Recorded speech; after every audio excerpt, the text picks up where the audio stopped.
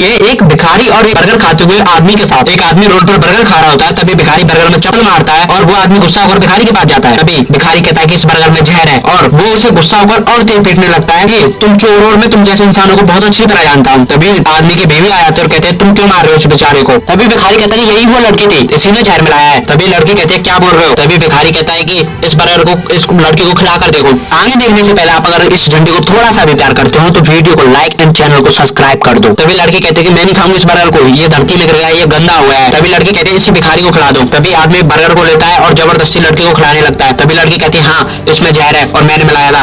तभी आदमी कहता है कि इसमें जहर तुमने क्यों मिलाया। तभी लड़की कहती है मुझे तुम्हारी प्रॉपर्टी चाहिए थी, ना मैं पैसा खर्च कर पाती थी ना कुछ कर पाती थी, बस घर का काम काज करती थी। तो आदमी खुश होकर उस भिखारी को कुछ पैसे देता और कहता है तुम्हारे काम आएंगे। लेकिन भिखारी पैसे नहीं लेता और कहता है कि मेरा तो ये फर्ज था और मैं पैसे नहीं लूंगा। तो दोस्तों वो एक भिखारी होने के बावजूद उसने पैसे नहीं लिए, लेकिन वो